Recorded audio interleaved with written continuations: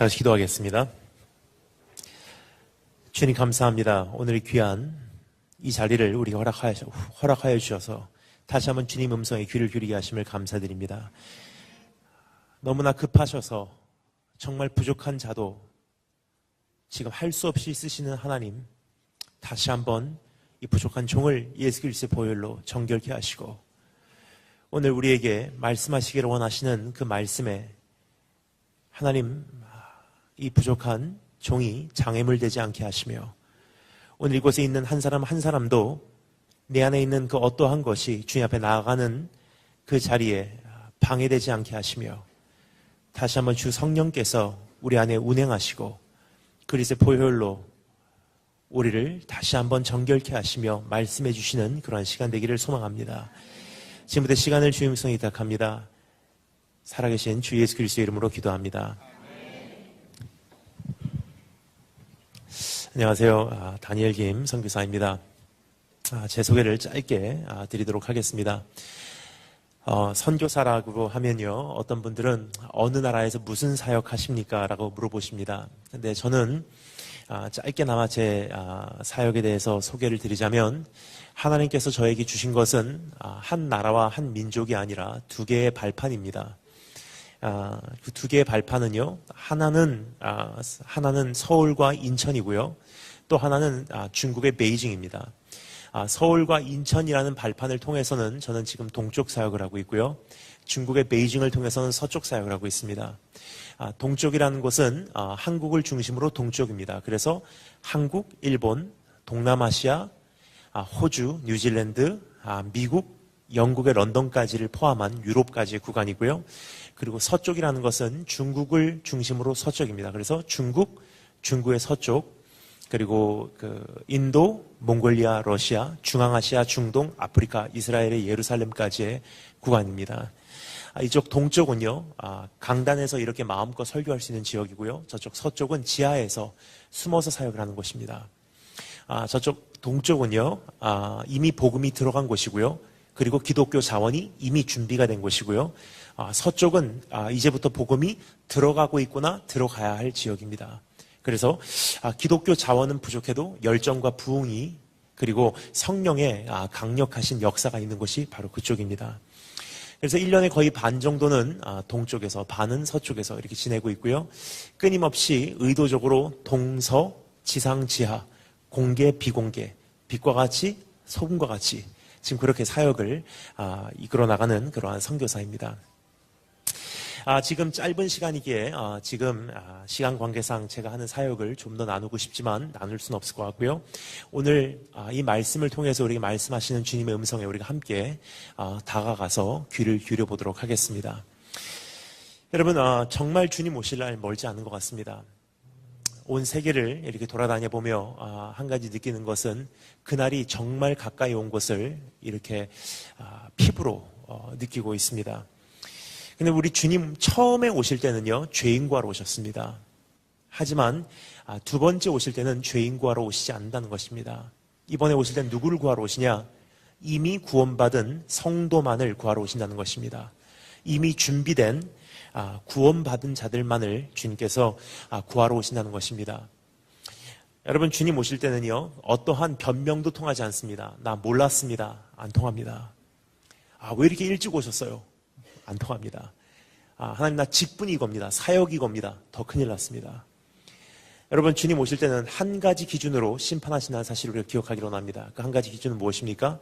산 자와 죽은 자를 심판하러 오시느냐. 즉, 살았냐 죽었냐예요. 다른 말로 표현합니다. 진짜냐 가짜냐.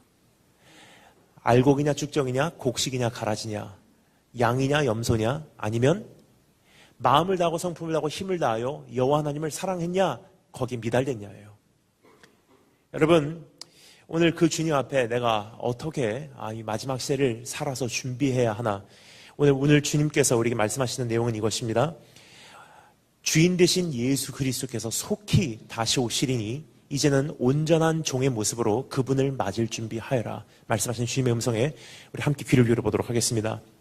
세 가지, 어떻게 준비해야 하는지 세 가지. 첫 번째, 깨어있으라. 두 번째, 경영하라. 세 번째, 받은 만큼 행하라. 이 세 가지를 여러분과 제가 함께 살펴보도록 하겠습니다. 첫 번째, 따라해 주셔서 감사하겠습니다. 깨어있으라. 이것은 끝까지 깨어있는 종의 모습으로 주인을 맞을 준비하여라 말씀하시는 주님의 음성입니다. 이것을요, 제 말이 아니라 우리 주님 말씀을 우리 다시 한번 직접 귀를 기울여서 읽어보도록 하겠습니다.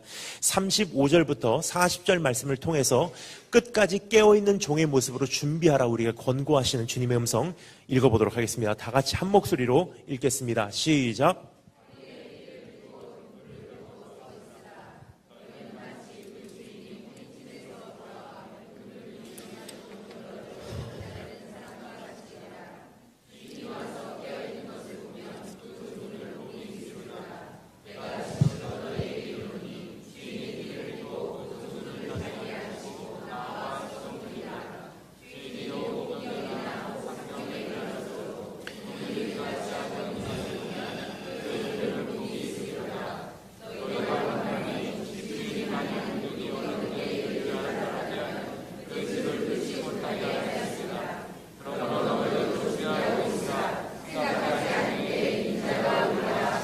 아멘. 생각하지 않은 때 다시 오시는 그 주님을 맞이하기 위해서 우리가 어떻게 준비해야 하나 오늘 여기서 세 가지로 우리에게 정리해주고 있습니다. 우리 잠시 살펴보도록 하겠습니다. 어떻게 깨어있나? 첫 번째 따라서 감사하겠습니다. 긴급히 피신하는 모습으로 깨워서 준비하라. 35절 말씀을 제가 읽겠습니다. 35절 말씀 제가 읽겠습니다. 허리에 띠를 띠고 등불을 켜고 서 있으라. 여러분 이 말씀은요, 이제 주인이 다시 오실 때까지 어떻게 준비하나 깨어있으라 권고하시는 주님께서 우리에게 주시는 모습입니다. 바로 이제는 긴급히 피신하는 모습으로 깨어서 준비하라 말씀하시는 주님의 음성을 우리가 오늘 이 말씀에서 들을 수가 있는데요. 이것은 주님께서 제자들에게 정말로 끝까지 이렇게 준비하라, 깨어서 준비하라, 긴급히 피신하는 모습으로 깨어있으라 말씀하시는 그 음성입니다. 근데 놀라운 것은요, 이것은 주님께서 처음으로 말씀하신 것이 아니라 이미 예수님께서 이 말씀을 선포하신 수천 년 전에 여호와 하나님 자신께서 이스라엘 민족을 향해서 선포하신 바 된 말씀입니다. 언제죠? 6월절 날 밤에 하신 말씀이세요. 뭐라고 말씀하십니까? 이제 너희가 이 오랜 포로된 땅에서 내일이면 탈출하게 될 것이다. 오늘 밤이 너희가 이 땅에서 지내는 마지막 날 밤이야. 오늘 밤 이 땅에서 주인된 자리를 다 비우고 마음을 정리하고 미련을 버리고 이제는 짐을 싸라. 내일이면 하나님의 엄청난 탈출 작전이 시작될 것이다. 그리고 너희는 저 본향을 향해서 드디어 출발하게 될 것이다.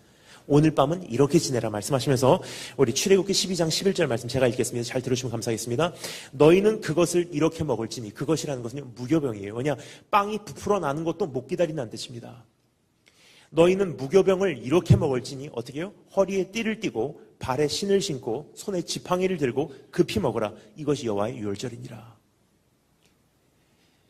근데 그때부터 수천 년이 흐른 후에 여호와 하나님 자신께서 성육신을 입으시고 이 땅에 오셔서 예수 그리스도로 우리에게 말씀하십니다. 너희는 허리에 띠를 띠고 손에 등불을 켜고 서 있으라. 즉 이제는 하나님의 엄청난 구원의 역사가 이 마지막 시대에 펼쳐지리니 이 땅에서 주인 행세하려고 했었던 모든 거 다시 한번 내려놓고 이 땅에서 미련을 버리고 다시 한번 나그네의 길로 나오기를 원한다. 내일부터 다시 하나님의 엄청난 구원의 역사가 시작될 터인데 이제는 포로된 땅에서 드디어 우리가 모든 것을 버리고 탈출하여 저 영원한 본향을 향해서 출발한다. 바짝 붙어 있어. 오늘 밤 잠들면 큰일 난다. 이제 다 정리하고 이제는 미련을 버리고 나만 따라와라 말씀하시는 주님의 음성입니다. 여러분 지금 몇 년 사이를 이렇게 돌아보면 굉장히 모든 것이 긴급히 진행되는 것이 이렇게 피부로 느껴지는 것과 같습니다. 특별히 지금 일어나고 있는 중동의 모든 일도요, 지난 3년 사이에 굉장히 많이 진행되고 영구적인 변화를 중동 땅에 이렇게 설립한 것이 아닌가 생각됩니다. 3년 전에 2년 전이죠. 3년 전이었나요? 그 이집트 카이로에서 그 폭동이 일어났을 때 저는 그 폭동하는 그 타하릴 광장에 서 있었습니다. 그때 많은 분들이 그것은 민주화를 위한 혁명이라고 생각을 했지만 사실 이렇게 다 지나고 나보니 우리가 너무나 잘 알듯이 그것은 민주화를 위한 혁명이 아니라 이슬람 대혁명이었습니다. 투니시아에서 시작됐던 그 혁명, 금방 북아프리카 전 이슬람 지역으로 다 번져갔고요. 중동 땅에 있는 모든 이슬람 국가가 그 폭동에 동참했다는 사실입니다. 그때 이후로 몇 개월 지나서 중동 땅에 엄청난 정권 교체가 이루어졌으며 지금은 중동 땅은 영구적인 변화를 경험하였다는 것입니다. 그럼 지금 중동에 가면요, 이제는 어떠한 친이스라엘, 친미 그러한 분위기가 아니라 완전히 반미, 반이스라엘 국가로 중동에 있는 모든 나라들과 북아프리카에 있는 모든 이슬람 국가들이 이렇게 둔갑한 것을 우리가 볼 수가 있습니다. 이제 모든 역사가요, 이제는 긴급히 지금 하나님의 마지막 말씀하신 그 약속의 성취를 위해서 지금 달려가고 있다는 사실입니다. 여러분, 그뿐 아니라 먼 곳까지 보지 않아도요, 지금 가까운 곳만 봐도 우리 지금 여러 가지 변화가 심상치 않은 것은 우리가 이미 느끼고 계셨을 거라고 생각을 합니다. 여러분, 지난주 며칠 전에 33도였던 거 기억하십니까? 6월 초에 33도라는 것은요, 여러분, 이것은 정상이 아닙니다. 그날 저는 부산에 있었습니다. 부산에서는 춥더라고요, 날씨가. 여러분, 분명한 것은요, 작년 여름보다 금년 여름 더 더울 거예요. 작년 겨울보다 금년 겨울 더 추울 것입니다. 그럼 온도 차이가 심하면 심할수록 비는 더 내릴 것이고 홍수는 더 심해질 것이고 곡식 농사 더 힘들어지게 돼 있어요. 그럼 어떻게 되죠? 곡식값 올라갑니다. 이미 올라가고 있죠? 그럼 에너지 소모량이 그만큼 많아지기 때문에 중동 땅에 있는 석유는 급속도로 바닥이 나기 시작할 것입니다. 이미 여러분, 바닥이 나기 수년 전부터 원유값은 올라가게 돼 있어요. 이미 그 현상이 일어나고 있고요. 그렇죠? 지난 10년 사이에 원유값이요, 4배 이상 올랐다는 것은요, 역사상 없었던 일입니다. 곡식값이 올라가고 원유값이 올라간다는 건 무슨 뜻입니까? 온 세계가 지금 세계적인 기근으로 지금 들어가기 시작했다는 뜻입니다. 그럼 여러분, 가면 갈수록 그러한 현상이 우리 눈앞에 펼쳐지기 시작할 때 가면 갈수록 우리 특별히 청년분들 취업이 쉬워질까요? 어려워질까요? 더 어려워집니다. 취업이 힘들어진다는 건 무슨 뜻입니까? 우리 특별히 중고등부 학생들 가면 갈수록 대학교 입시가 쉬워질까요? 어려워질까요? 더 어려워져요. 더 치열해지고 경쟁률은 더 올라갈 것이며 사람들은 더 급해질 것이고 더 자기밖에 모를 것이며 사랑은 사회에서 식어가고 범죄율은 올라가게 돼 있다는 것입니다. 여러분, 몇 년 전까지만 해도요, 처녀 딸들이 밖에 나갔다가 저녁에 돌아오는 거 가지고 걱정하셨던 어르신들이 걱정하셨던 시대도 있었어요. 하지만 지금 어떻습니까? 유치원 아이들이 놀이터에서 노는 거 가지고 걱정하는 시대예요. 무려 몇 년 사이에 여러분 이렇게 바뀌었습니다. 여러분, 아이폰 3가 처음 나왔을 때만 해도요, 세상이 이렇지 않았습니다. 모토로라 레이저 사용할 때 기억하십니까? 그 당시만 해도 전철 타잖아요. 그래도 웬만한 학생들 다 서 있었고 어르신들 다 앉아 계셨어요. 지금 어떻습니까? 학생들 다 앉아 있고 할머니 할아버지들 다 짐 들고 서 계세요. 그럼 옆에 사람이 타도요, 모른 척합니다. 그냥 핸드폰 갖고 놀고 있어요. 옆에서 사람이 죽어도 모르는 시대예요. 아니, 모른 척하는 시대예요. 아니, 핸드폰 갖다 대고 동영상 찍는 시대입니다. 여러분, 이것이 지금 정상이라고 생각하십니까? 주님께서 말씀하십니다. 이제는 역사에 가속이 붙기 시작했어. 여러분, 지금까지의 시대를 보잖아요. 한 사람의 목회자가 세워지고 그 목회자가 목회를 하다가 망하는 데까지는요, 그래도 꽤 주기가 길었습니다. 하나의 사역 단체가 세워지고 하나의 교회가 세워지고 그 교회의 사역과 그 사역의 단체가 쭉 사역을 해오다가 그것이 폐하는 데까지는요, 그래도 꽤 시간이 걸렸어요. 사업이 시작되고 사업이 망하고 선교지가 열리고 선교가 이루어지고 선교지가 닫히는 데까지는요, 꽤 주기가 길었습니다. 하지만 지금 어떻습니까? 하루아침에 목사가 유명해져요. 그리고 하루아침에 그의 사역이 없어져 버립니다. 교회도요, 하루아침에 세워지고 하루아침에 없어지는 것이 교회예요. 사역도 마찬가지입니다. 선교지는 어떻습니까? 중동만 봐도 한눈에 볼 수 있어요. 선교지와 사역지가요, 열리고 닫혀버려요. 하나님께 물질을 주시고 거둬가시고. 무슨 뜻입니까? 왕래가 빨라졌다는 뜻이에요. 역사가 이렇게 급속도로 지금 가속이 붙어서 진행되고 있는 가운데 주님께서 말씀하십니다. 이제는 하나님의 엄청난 탈출 작전이 시작될 것이다. 저 본향을 향해서 이제 급속도로 하나님께서 모든 것을 진행할 터인데 정신 바짝 차리고 있어. 이 땅에서 미련을 버려. 미련을 갖고 있는 순간 네 영혼은 잠들 수밖에 없어. 잠드는 순간 나고자로 끝나고 말어. 여러분, 애굽에서 탈출하는 그날 전날 밤 잠들었던 사람들, 늦잠 잤던 사람들 탈출 못했을 거라고 생각합니다. 여러분, 이제 역사의 종말이 다가왔습니다. 이제는 내가 어떻게 깨어있냐가 내 영원한 운명을 좌우한다는 사실을 여러분 기억하시고 이 마지막 시대에 절대로 잠들지 않도록 다시 한번 깨어나시는 축복이 있으시기를 주로 축원합니다. 두 번째 단어 점사했습니다. 즉각적으로 반응할 모습으로 깨워서 준비하라. 35절 말씀 제가 다시 읽겠습니다. 허리에 띠를 띠고 라고 되어 있습니다. 허리에 띠를 띈다. 여러분 무슨 뜻입니까? 허리에 띠를 띈다. 우리가 굉장히 성경에서 자주 접하는 표현이죠. 허리에 띠를 띠라. 무슨 뜻입니까? 허리에 띠를 띈다는 것은 바로 이런 뜻입니다. 옷의 거추장스러운 부분을 들어서 허리띠에다가 넣는다는 뜻입니다. 즉, 나는 거침없이 당신을 섬기겠습니다. 당신 마음에 기쁨이 충만하기까지 난 몰두하겠습니다. 당신의 모든 필요를 채우기까지 난 전심전력을 다하겠습니다. 내가 당신께 수종드리겠습니다. 허리에 띠를 뜬다는 뜻이에요. 주님께서 뭐라고 말씀하십니까? 이 마지막 시대에 어떻게 깨어있으라? 허리에 띠를 띄어라. 바로 즉각적으로 반응할 수 있는 자리에 언제든지 충성할 수 있는 그 자리에서 벗어나면, 그 자리에서 이탈하면 잠들 수밖에 없어. 하지만 충성된 자리에서 끝까지 내 자신을 지켜낸다면 끝까지 깨어있을 수 있단다. 끝까지 깨어있을 수 있단다 말씀하시는 주님의 음성인 것입니다.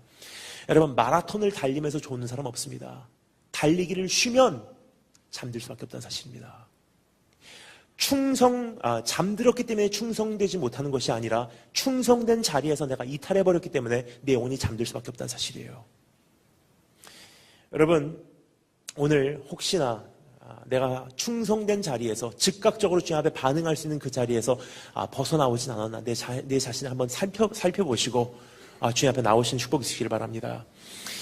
여러분, 저는 지난 7년 동안 선교사로 파송을 받은 이래로 한 곳에 이어서 머물러 본 적이 머무른 게 열흘 이상 넘은 것이 없는 것 같습니다.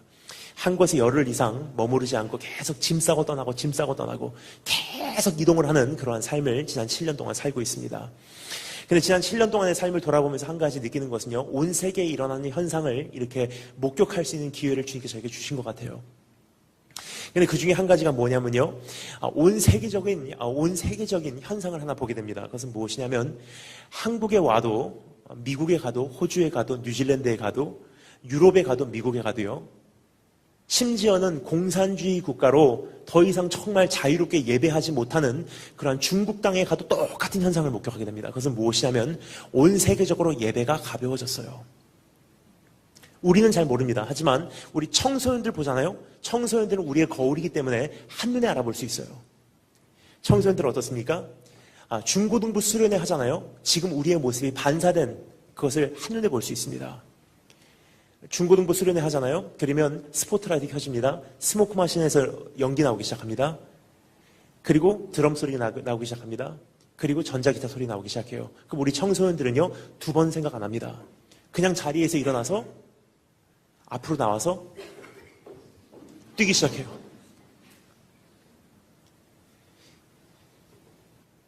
참 기가 막힌 현상입니다.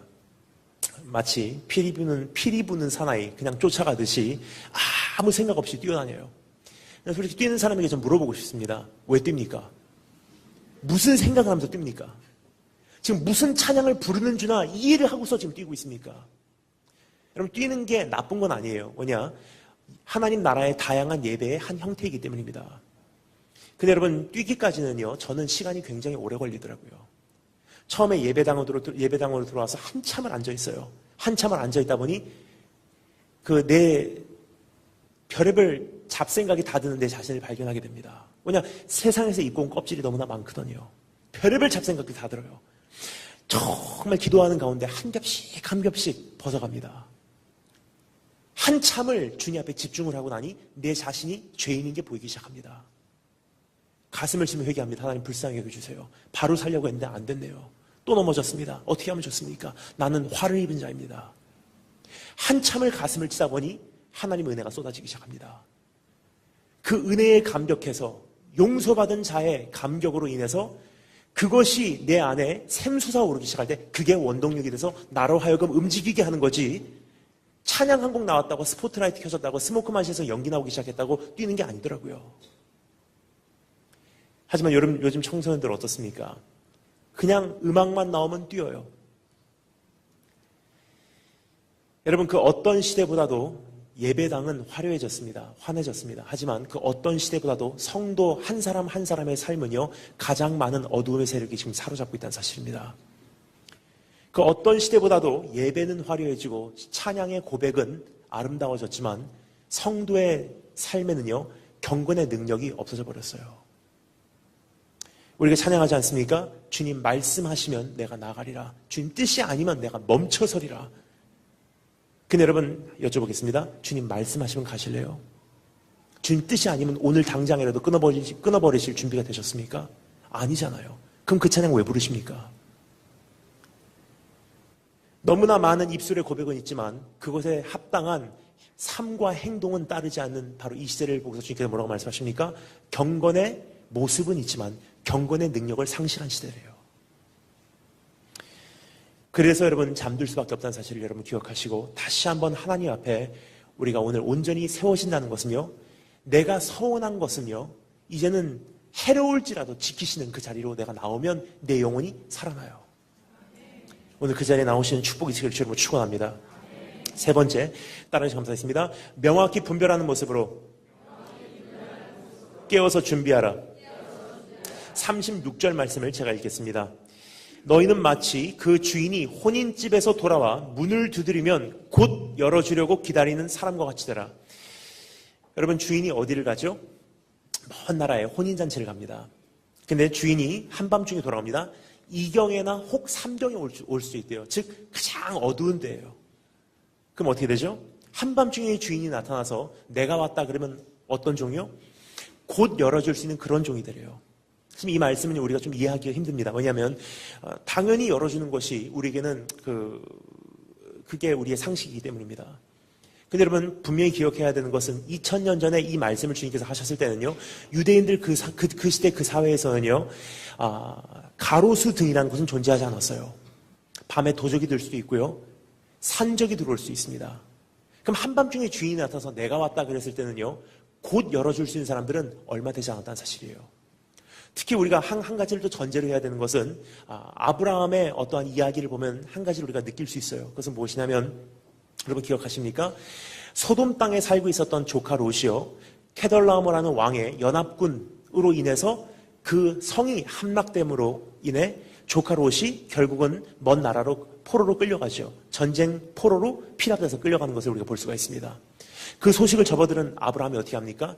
자기네 집에서 태어나고 자란 그 종들을 이끌고 가서 그 왕들의 연합군과 맞서서 전쟁을 치르고 승리를 거두고 왕들의 손아귀에서 조카 롯을 구출해 옵니다. 무슨 뜻이냐면요, 아브라함에게는 왕들의 연합군과 맞서서 싸울 수 있는 정도의 병력을 형성할 수 있는 종들의 숫자가 있었다는 뜻이에요. 그 외에도 여종들도 있어요. 그럼 여러분, 아브라함을 따라서 나간 종들만 해도요, 수백 명이에요. 여종들과 어린 종들까지 하잖아요. 집안에 있는 종들의 수가 한두 명이 아니라는 사실입니다. 파출부 정도의 차원이 아니라는 사실이에요. 한 집안에 있는 종들의 숫자가요, 수천 명입니다. 그럼 어떻게 하죠? 어떤 종은요, 주인을 가장 가까운 곳에서 얼굴을 직접 본 적이 있어요. 주인과 직접 대화를 나눠본 적이 있습니다. 주인의 목소리에 익숙합니다. 주인의 형상에 익숙해요. 하지만 어떤 종들은요, 주인을 직접 본 적이 없습니다. 누구를 통해서 이렇게 말씀하셨대라는 소식만 들었지 직접 주인의 음성을 들은 적이 없어요. 그럼 한밤중에 가로수 등도 없는데 주인이 와서 내가 왔다 문을 열어라 그러면 곧 열어줄 수 있는 그 종은 어떤 종일까요? 언제나 주인의 목소리에 익숙한 종이에요. 주인을 직접 본 적이 있는 종입니다. 주인의 실루에트만 봐도 알아볼 수 있는 정도로 주인의 형상에 익숙한 종이에요. 주인께서 말씀하십니다. 마지막 시대는 가장 어두운 시대야. 밤이 가장 깊다는 뜻입니다. 가장 어두운 시대에 한 복판에 주님 등장하셔서요, 내가 왔다 그러면 곧 열어줄 수 있는 그 사람은 어떤 사람일까요? 내가 직접 주님을 만난 사람들이에요. 어떤 분들이 이렇게 말씀하십니다. 내가 주님 물론 만났죠. 근데 여러분 문제는요. 너무나 많은 경우 우리가 주님을 만났다고 생각을 하는데 사실상 만난 분들은 극히 소수더라고요. 왜냐하면 청소년들 다시 한번 돌아갑니다. 우리 거울이기 때문에 청소년들에 대한 비유를 많이 쓰겠습니다. 우리 청소년들 보잖아요. 그것을 한눈에 볼 수 있어요. 중고등부 학생들 보면 좀 와 있는데 중고등부 학생들 보면요. 전 정말 존경을 합니다. 왜냐면요. 굉장히 똑똑해요. 2박 3일 중고등부 캠프를 하잖아요. 둘째 날 저녁에 울어야 되는 거 다 알고 있어요. 그러면 막 울면서 찬양하고 셋째 날 마지막 날 되면요. 꼭 간증을 해요. 하나님 만났어요. 나 열심히 살게요. 그리고 집으로 돌아갑니다. 근데요. 작심삼일이에요. 그럼 뭐라 그러죠? 은혜가 메말라서 그래요. 다시 캠프 갔다 와야 돼요. 재충전해야 돼요. 그리고 겨울 캠프를 또 기다려요. 겨울 캠프 가면요. 둘째 날 저녁에 울고 셋째 날 간증하고 돌아가서 작심삼일이에요. 중학교 1학년부터 고3까지 거들 6년 동안을 12번을 반복합니다. 여름, 겨울, 여름, 겨울, 여름, 겨울. 통계입니다. 그렇게 고3을 졸업하고 대한민국 청소년들이 대학을 가면서 80%가 교회를 버리고 떠나갑니다. 왜 그렇습니까? 여러 가지 이유가 있겠지만 한 가지는 분명합니다. 그들이 예수님 만났다고 했지만 사실상 그들이 예수님을 만난 게 아니라 그들은 한 형태의 예배에 익숙한 것뿐이에요. 한 형태의 어떠한 찬양에 익숙한 것뿐입니다. 어느 찬양의 어느 대목에서 어떻게 손들어야 되는 거 다 알고 있어요. 어떤 말씀이 선포되면 어떠한 것을 생각해서 자기 연민에 빠져서 눈물 한 방울 흘리는 거 어떻게 해야 되는 거 다 알고 있어요. 캠프에 어느 시간에 가면 하나님께 부르짖지 않으면 내가 속 시원하게 못 들어간다는 거 다 알고 있습니다. 근데 막상 대학을 가고 나잖아요. 내가 익숙했던 그 형태의 예배가 존재하지 않습니다. 막상 대학교 캠퍼스에 가니까 내가 익숙했던 한 예배의 형태, 한 찬양의 형태, 한 설교의 형태도 존재하지 않습니다. 계속 교회 가라고 말씀하셨던 부모님도 안 계세요. 나를 영적으로 양육해 주셨던 전도사님도 안 계십니다. 막상 대학을 가고 나니까 나 혼자라는 사실을 깨닫게 됩니다. 그제야말로 비로소 내 자신을 알게 돼요. 내 안에 예수 없었다는 거. 하나의 형태의 예배에 익숙한 것뿐이었지 주님을 직접 만난 적이 없었다는 뜻입니다. 여러분, 주님은 그렇게 쉽게 만나주시는 분이 아니라는 사실을 말씀드리고 싶습니다. 적어도 10년, 20년 전에만 해도요, 우리의 신앙의 선배들은 그 비밀을 알고 계셨어요. 최근 그 소리를요, 여러분 들은 적이 없으실 거라고 저는 확신합니다. 10년, 20년 전에만 해도요, 그냥 우스갯소리로 많은 분들이 말씀하셨던 그 소리 기억하십니까? 하나님 만나러 다녀오겠습니다. 어디 가세요? 무슨 기도원 다녀오겠습니다. 그러세요? 그럼 뭐라 그랬죠? 나 가서 소나무 하나 뽑고 오겠어요. 무슨 뜻이냐면요, 적어도 그때만 해도요, 소나무 하나 뽑을 만큼 주님과 씨름하지 않으면요, 하나님 못 만난다고 생각했던 양심의 시대가 있었어요. 하나님 지금 어떻습니까? 이거 하면 만나는 줄 알아요. 그냥 어떤 동영상 보고서 감정이 자극돼서 눈물 한 방울 흘리면 주님 만났대요. 선교 동원하는 무슨 집회 가서 선교 동원하는 선교사님들의 북한의 실성을 다 듣고 거기에 감정이 자극돼서 나도 선교사로 헌신했어요. 근데 그렇게 하고 나가니까 어떻게 돼요? 총알바지밖에 되지 않는 사실입니다. 여러분, 주님은 그렇게 쉽게 만나주신 분이 아니세요. 왜 그렇습니까? 여러분, 정말로 주님 어떻게 만나냐면요, 시편 42편 말씀이 우리에게 그것을 가르쳐주고 있어요. 뭐라 그러죠? 목마른 사슴 시냇물을 찾아 헤매이듯이 나의 영혼 주를 찾기 위해 갈망하나이다.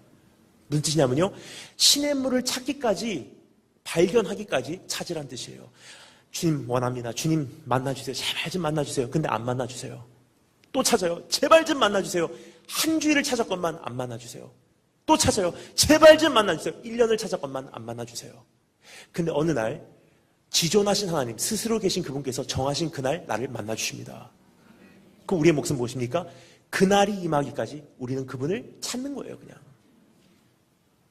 왜 그렇게 만나주시냐면요, 가면 갈수록 믿음 지키기 힘들다는 뜻이에요. 그러면요, 쉽게 만난 하나님은요, 내가 쉽게 버려버릴 수 있는 존재예요.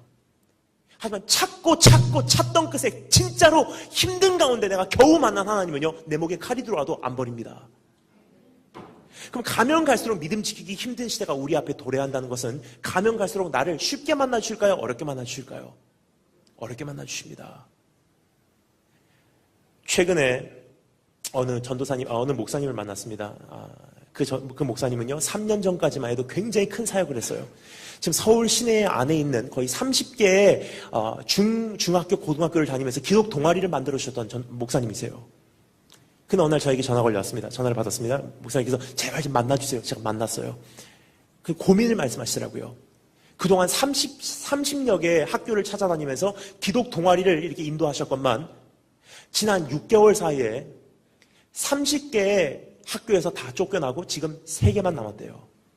이제 학교 정문에서 목사님, 선교사님들, 학교 사역자 못 들어오게 합니다. 우리 청소년들 여러분 이제 어떻게 믿음 지킬까요? 내 하나님 내가 만나고 내 하나님 내가 찾고 내 믿음 내 몫이고 내 믿음 내가 지키지 않으면요 이제는 살아남을 수 없는 시대라는 사실입니다. 그러기 위해서는 그 찾는 우리의 목마른 여정이 오늘부터 시작되기를 주의 이름으로 축원합니다. 여러분 그렇게 주님 다시 오시는 그날까지 분별하지 못하면요 끊임없는 혼란 속에서 우리는 우왕좌왕 할 수밖에 없습니다. 왜냐면요 지금 마지막 시대의 미혹의 기준이 그리스도라는 사실이에요. 주님께서 그것을 뭐라고 말씀하시죠? 그리스도가 여기 있다 그리스도가 저기 있다 해도 미혹되지 말아라. 바로 이런 뜻입니다. 마지막 시대의 미혹의 기준이 그리스도래요. 즉 나 이단입니다 하고 온 사람 없습니다. 다 주님의 이름으로 와요. 주님께서 이 책 내라고 하셨어요. 주님께서 이 사역하라고 하셨어요. 주님께서 개척하라고 하셨어요. 주님께서 나를 선교지로 나가라고 하셨어요. 주님께서 나보고 이렇게 말씀하라고 하셨어요. 주님께서 이 사역하라고 하셨어요. 주님께서 저보고 CCM 가수가 되라고 하셨어요. 다 주님의 이름이에요. 가장 무서운 건 뭐냐면요 가끔 듣는 얘기입니다. 목사님 주님께서 목사님하고 결혼하라고 하셨어요. 사탄아 물러가라고.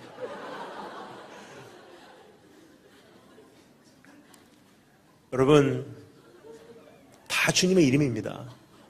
그럼 다 주님의 이름으로 오는데 이제는 어떻게 가려냅니까? 한 가지 유일한 방법밖에 없습니다. 뭐죠?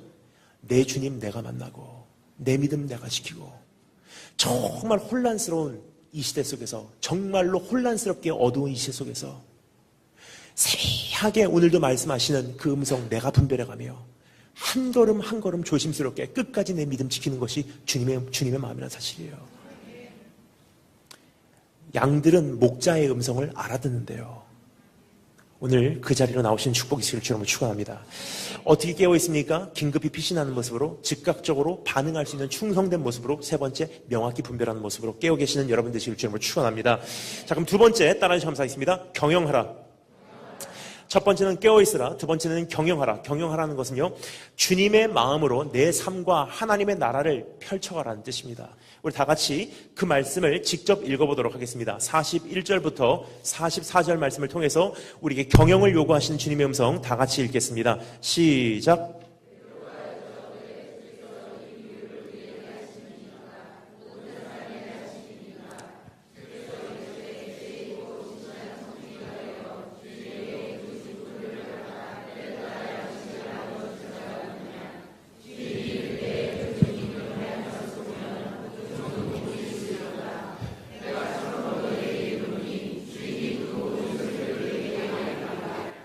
아멘.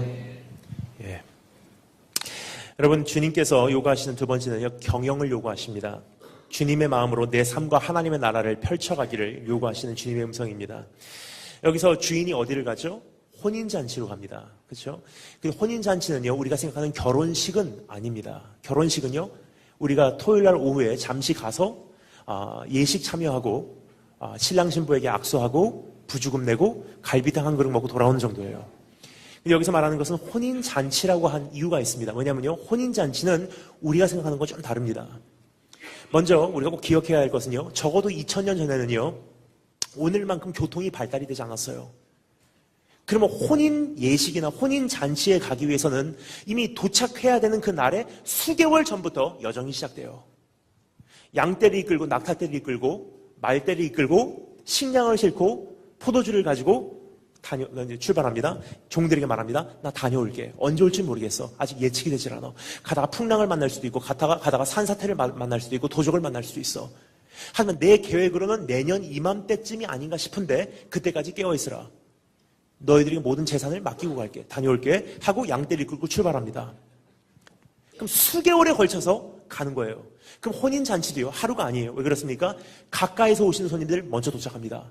그리고 멀리서 오시는 손님들 나중에 도착해요. 그럼 도착하는 날짜가 다 다르기 때문에 하루가 아닙니다. 가난한 집은 적어도 몇 주 혹은 3개월, 부자하면 부자일수록 혼인잔치가 길어요. 때로는 1년, 때로는 3년이에요. 그래서 여러분, 이스라엘 역사를 보면요, 결혼한 지 1년도 되지 않는 신랑은요, 전쟁터로 안 내보냈어요. 왜 그렇습니까? 오신 손님들이 아직 집에 계시거든요. 왜냐하면요, 신랑과 함께 있을 때는 거기에 오신 손님들은요, 슬퍼해서는 안 되기 때문입니다.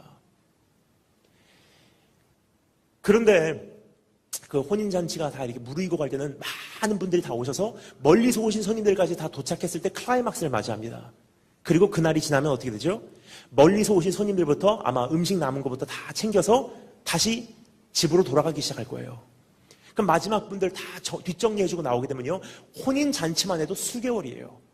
그리고 이분들은요, 멀리서 오신 분들은 또 이거 다 이끌고 집으로 돌아갑니다. 또 몇 개월에 걸쳐서 집으로 돌아가요.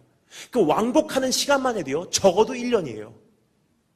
그럼 주인이 어떻게 가겠습니까? 나 다녀올게 하고 다녀오지 않는 사실이에요. 나의 모든 재산을 종들에게 맡기고 가는 거예요. 내가 다녀올 때까지 내 모든 재산 너에게 맡기리니 내 마음으로 경영을 해줘. 너 나 사랑하느냐?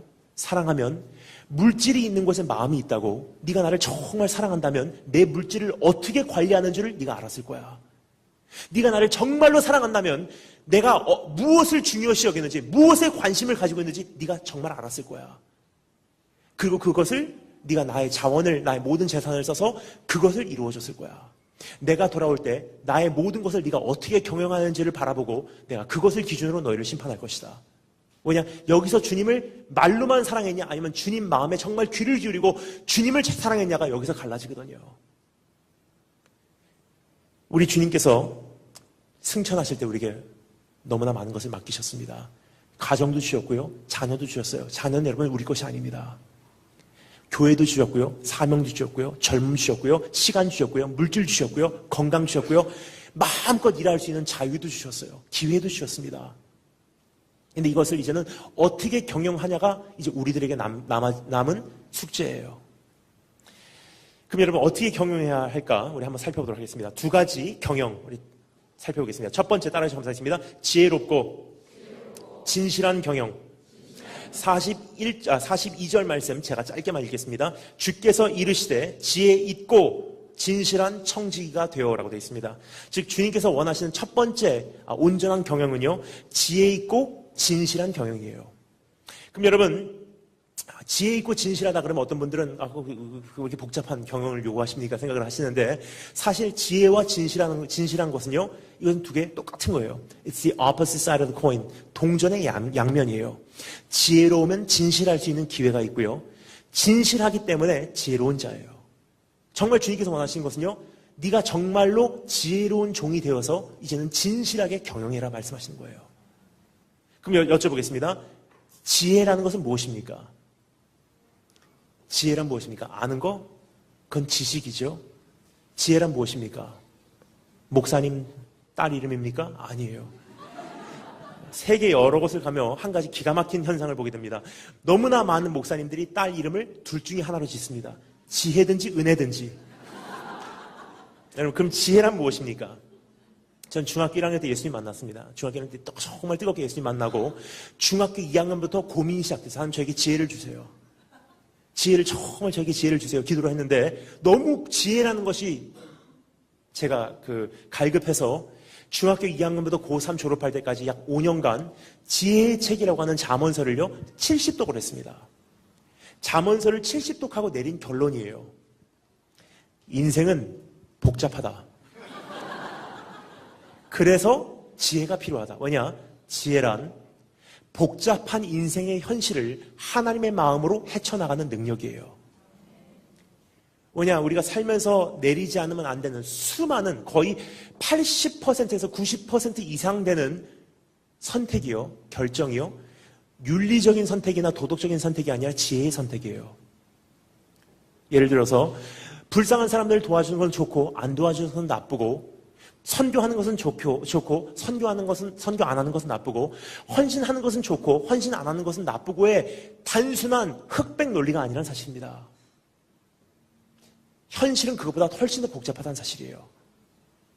진짜 해야 될 질문은 무엇입니까? 도와주되 얼만큼 도와주고, 누구를 통해서 도와주고, 얼마나 자주 도와주고, 노란 봉투냐 파란 봉투냐 하얀 봉투냐, 신용카드냐 봉사냐 아니면 음식으로 도와주냐 현금이냐, 굉장히 복잡합니다. 너무나 많이 도와줘서는 그 사람 버리고, 너무나 자주 도와줘서는 그 사람이 나를 의지하지 하나님을 의지하지 않고, 분명히 물질로 죄를 질 걸 알면서도 도와주는 것은 그 사람으로 하여금 실족하게 하고, 굉장히 복잡해요. 정말 이것을 분별하기 위해서는요, 하나님의 마음을 알지 못하면요, 기준 자체가 우리 안에는 없다는 사실이에요. 무엇을 하고 무엇을 하지 말아야 될지. 근데 문제는요, 하나님의 마음은 생각하기도 전에 옳고 나쁘고 율법주의로 우리가 모든 걸 살다 보니까 하나님 나라에 굉장한 많은 부작용을 경험하게 됩니다. 예를 들어서 여러분, 저는 굉장히 좋아하는 집회가 있습니다. 농촌 집회예요. 농촌 집회 가잖아요. 굉장히 저는 좋아하는 이유가요, 아직도 본질의 냄새를 맡을 수가 있어요. 농촌 교회는요, 유초등부, 중고등부, 대학 청년부 없습니다. 그만한 환경이 되지 않기 때문에. 그럼 어떻게 되죠? 유치원생부터 대학 청년부까지 20명 정도가 같은 방에서 같이 예배드려요. 대단한 목사님도 아니에요. 그냥 여자 전사님 한 분이 오셔서 내 안에 있는 예수 생명을 아이들에게 나눈 것뿐인데 대단해요. 예수 생명 하나 심어준 것뿐인데, 그냥 기도하는 법만 가르쳐준 것뿐인데 자생하더라고요. 혼자 독립 예배자로 서더라고요. 그리고 거기가 말씀을 전하잖아요. 유치원 아이들이 울면서 통곡하면서 방언으로 기도해요. 정말 대단한 농촌 교회들을 많이 보게 됩니다. 근데 여러분, 우리 서울에 있는 너무나 많은 교회들이 뭐 한다고 하죠? 우리 농촌 선교하겠습니다. 그리고 열심히 준비해요. 간식 사고, 장난감 사고, 율동 준비하고, 여름 성경학교 준비하고, 장난감 준비하고, 그리고 다녀오겠습니다 하고 농촌에 가요. 그리고 그 아이들에게 어떻게 하죠? 장난감 주고, 간식 주고, 먹여주고, 재워주고, 율동 가르쳐주고, 동영상 보여주고, 3주면 3주, 여름 성경학교 프로그램 다 돌리고, 3주 만에 돌아와서 교회에게 보고를 합니다. 정말 하나님의 은혜로 농촌 선교 잘 마치고 돌아왔습니다. 그럼 성도님들 어떻게 반응하죠? 아멘! 그래요. 정리하겠습니다. 본인들은 농촌 선교해서 하나님 기뻐하셨다고 생각하겠죠. 하지만요, 그 사람들이 왔다 간 이후로는요, 농촌교회 그 아이들은요, 더 이상 여자 전사님 한 사람만으로는 만족을 하지 못합니다. 그럼 여러분, 내가 한다고 하는 이 모든 것이요, 지금 다시 한번 생각해 보지 못하면요, 하나님 나라가 지금 이 땅에 도래하기까지 엄청난 저항하는 역할을 하고 있다는 사실이에요. 그래서 여러분, 정말 주님의 뜻을 우리가 알지 못하면 우리가 이제는 해나갈 능력이 내 안에는 없다는 사실입니다. 하나님 나라는요, 옳고 나쁘고 좋고 안 좋고가 아니더라고요. 매번 달라요. 그래서 하나님께서 가르쳐주시는 건 무엇입니까? 공식을 가르쳐주지 않으세요. 매번 다르기 때문에 인도하심을 받는 방법을 가르쳐주세요. 그것을 뭐라 그러죠? 경외함이에요. 하나님 이번엔 어떻게 할까요? 그러니까 이스라엘 민족이 예루살렘까지 입성하기까지는 어떻게 했죠? 전쟁하는 방법을 가르친 것이 아니라 어떻게 해요? 전쟁할 때마다 무릎 꿇는 방법을 가르쳐 주셨어요. 하나님 이번엔 어떻게 할까요? 이번엔 어떻게 할까요? 뒤로 칠까요? 앞으로 칠까요? 위로 칠까요? 하나님 매번 달라요. 항아리만 깨뜨려라. 나팔만 불어라. 너무 많다. 300명으로 줄여라. 그래서 여러분, 성경에서 말하는 건 무엇입니까? 여호와를 경외하는 것이 지혜의 근본이래요. 이제는 그러면 내가 온전히 분별하여 행하기 위해서 어떻게 해야 할까? 에베소서에 이렇게 말합니다. 너희는 어떻게 행할 것을 자세히 주의하여 지혜 없는 자 같이 하지 말고 오직 지혜 있는 자 같이 하여 세월을 아끼라. 때가 악하니라. 그러므로 어리석은 자가 되지 말고 오직 주의 뜻이 무엇인가 이해하래요. 지혜의 근본입니다. 그럼 정말로 이제는 주님의 뜻이 무엇인지를 알지 못하면요, 내가 해야 될 능력, 무엇을 해야 하는지 그걸 분별할 수 있는 능력이 내 안에는 없다는 사실이에요. 그럼 여쭤보겠습니다. 주님의 뜻은 무엇입니까? 그것을 알면요, 다 해결이 됩니다. 주님 안에는요, 크고 작은 뜻이 있고요, 궁극적이고 일시적인 뜻이 있고, 가장 완벽하고 부분적인 뜻이 있어요. 근데 가장 궁극적이고 가장 완벽하고 가장 위대한 그 뜻을 알면요, 일시적이고 부분적이고 조그만 뜻은 다 제자리로 정리가 되기 시작해요. 그럼 여쭤보겠습니다. 가장 궁극적이고 가장 위대하고 가장 완벽한 그분의 뜻은 무엇입니까? 한 가지입니다. 예수님 이 세상에 오셔서 주님 나라 설립하시는 거예요. 왜냐면요, 주님 안 오시면요, 여러분 안 끝나거든요. 예를 들어서 여러분 오늘 죽은 사람이 여기 와서요, 자, 죽은 사람이 오진 않습니다. 죽은 사람을 여기 데리고 와서요, 그 사람을 제가 막 열심히 안수해서 그 사람이 오늘 여기서 살아난다고 하겠습니다. But what good does it do? 오늘 여기서 죽은 사람이 살아난다 한들 사실상 그게 뭐가 그렇게 대단합니까? 언젠가 이 사람은 다시 죽지 않으면 안 되는 그 운명이에요. 그리고 죽는 그날까지 끊임없이 인생의 고통과 아픔과 눈물을 경험하지 않으면 안 되는 그 운명 속에서 살다가 언젠가 다시 죽는 거예요. 근데 주님 오시면 어떻게 되죠? There is no more death. 그날에는 더 이상 죽음도 없대요. 열심히 기도합니다. 기도 응답됐어요. 참 귀합니다. 하지만 뭐가 그렇게 대단합니까? 언젠가 죽는 그날까지 끊임없는 고난과 아픔과 슬픔과 기도 제목을 가지고 우리는 살 수밖에 없는 그런 운명입니다. 한 가지 기도 응답 받으면 그 다음 문제 또 생깁니다, 여러분. 그래서 주님 오시면 어떻게 돼요? 더 이상 눈물을 닦아주신대요. 여러분, 성경 공부하는 거 참 귀해요. 열심히 주님 알기 원합니다. 성경 공부해야지.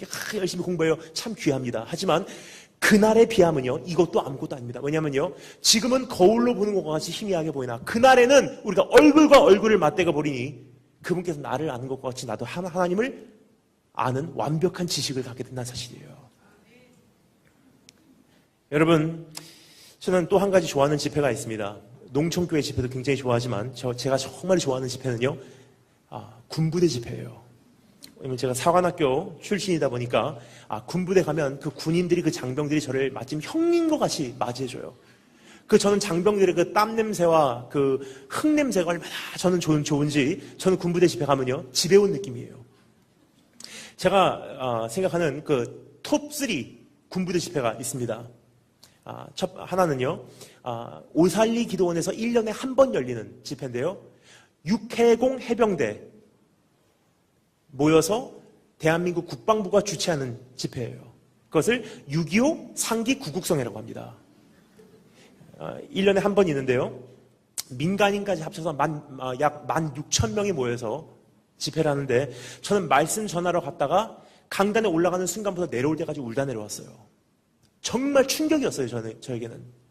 3년 전부터 계속 그 집회를 섬기고 있는데요, 저는 충격이었던 사실이, 여러분, 그 장병들이란, 그 군인들은요, 군인들에게 휴가라는 것은 생명입니다.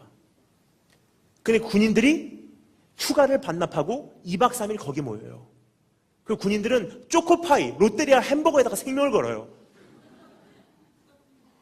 그런데 군인들이 식당 갔다 오잖아요? 16,000명이 모였기 때문에 여러분, 자리를 잃어버려요. 그럼 앞자리에 앉아서 은혜 받으려고요, 2박 3일 동안 그 군인들이 금식해버립니다. 전 거기 가서 너무 충격이 커서 강단에 올라가는 순간부터 내려올 때까지 울다 내려왔어요. 대한민국 소망이 있다고 생각했습니다. 근데 이번에 다시 갑니다. 이제 다음 주인가요? 6월 21일 이번에는 새벽 기도 6시에 말씀을 전하게 됩니다. 혹시 오실 수 있는 분들 있으면 6시에 오살리까지 오시면 됩니다. 앉을 자리도 없습니다. 거기 오시면. 두 번째, 넘버 2. 제가 기억에 남는 군부대 집회는 어디냐면요, 논산훈련소예요. 논산훈련소 가면요, 정말 저는 가슴이 뜨거워집니다. 6,000명 장병들이 모였는데, 지난번에 갔을 때는 정말로 무서웠어요. 왜냐면요, 6,000명이 벌써 군기가 잡힌 사람들이 머리를 빡빡 밀고 마스크 쓰고 저를 보고 있어요. 신종플루 때문에. 상상해 보시기 바랍니다. 살기가 살아있는 6,000명 그 새파란 젊은 청년들이 다 마스크 쓰고 저를 바라보고 있으면 이게 얼마나 무서운 광경인지.